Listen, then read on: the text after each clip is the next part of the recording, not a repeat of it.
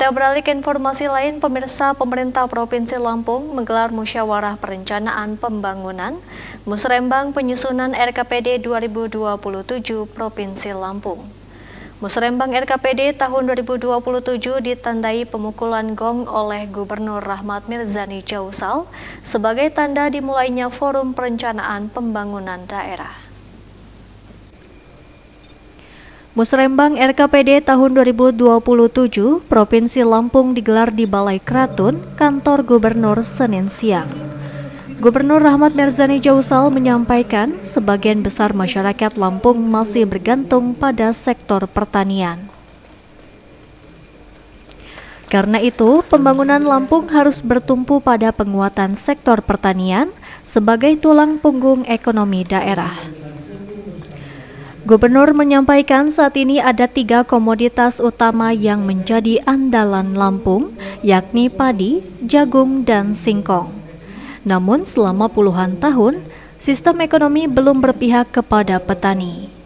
Harga komoditas fluktuatif dan rantai pasok yang panjang menyebabkan keuntungan petani relatif kecil.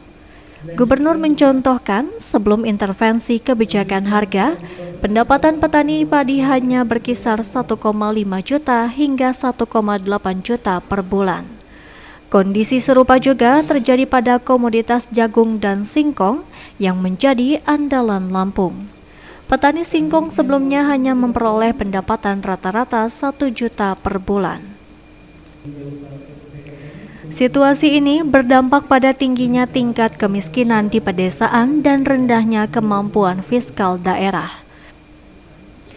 Pendapatan asli daerah menjadi terbatas karena bergantung pada daya beli masyarakat. Rasio PAD di sejumlah daerah hanya berkisar 3 hingga 10% dari APBD. Kondisi ini menurut Gubernur mempengaruhi kualitas pelayanan publik dan pembangunan infrastruktur daerah. Gubernur juga menyoroti ketimpangan ekonomi desa dan kota yang semakin terlihat. Kondisi ini membuat sebagian besar uang berputar di wilayah perkotaan. Untuk mengatasi persoalan tersebut, pemerintah pusat menjalankan kebijakan harga komoditas yang memberi dampak signifikan. Harga gabah dan jagung dijaga pada level yang lebih menguntungkan petani. Gubernur mengungkapkan kenaikan harga gabah hingga 6.500 per kilogram dapat meningkatkan pendapatan petani padi menjadi 3 juta hingga 4 juta per bulan. Ketersediaan pupuk yang lebih baik turut mendorong peningkatan produksi pertanian hingga sekitar 14%. Dampak positif tersebut terlihat dari meningkatnya aktivitas ekonomi daerah, termasuk penjualan kendaraan yang mengalami kenaikan hingga 20% dalam beberapa bulan terakhir. Ada 1.000 ton sampah di dalam 3 kabupaten, mudah-mudahan dalam 2 tahun akan menjadi sumber energi baru. Kita juga kemarin tahun 2025 sudah mendorong Pertamina untuk melakukan green hidrogen di sini. Jadi energi terbarukan itu sebelum Pak Prabowo menjadi presiden dan beliau menetapkan harga gabah di Lampung ini padi ada 350.000 KK. 350.000 KK itu kira-kira 1,2 juta orang, 1,5 juta orang.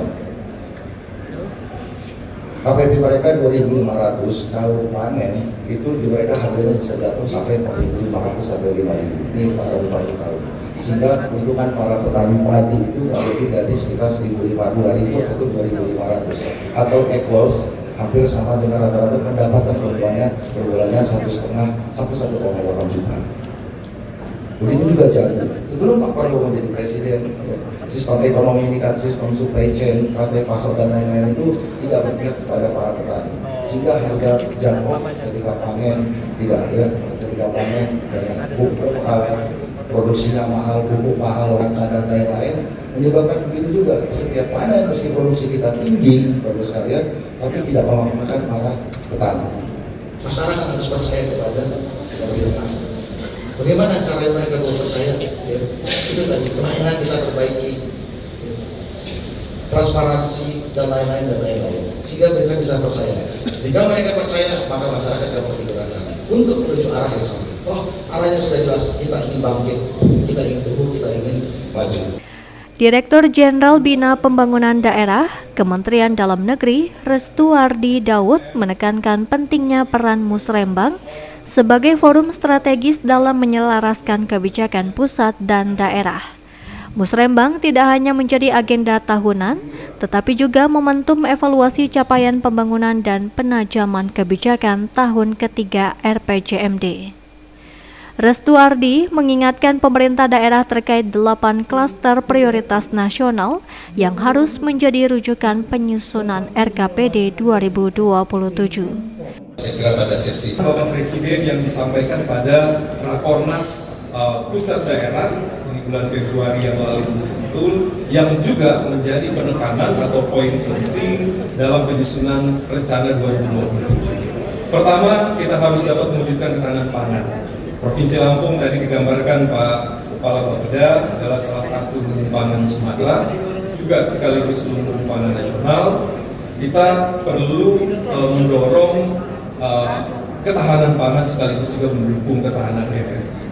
Kedua adalah meningkatkan kualitas sumber daya manusia, diantaranya ada SDM melalui perbaikan sekolah, ada sekolah rakyat, sekolah terintegrasi, sekolah unggulan dan sebagainya.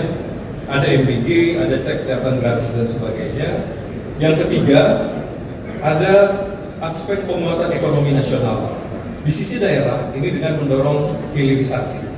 Nah, Bapak Ibu sekalian, Lampung memiliki potensi yang sangat besar dari aspek pertanian dalam arti luas, perkebunan termasuk kehutanan perikanan, juga sangat kuat yang menyumbang tadi lebih atau di atas 23% di tahun 2025 yang nanti ini diharapkan dapat memperkuat ekonomi daerah.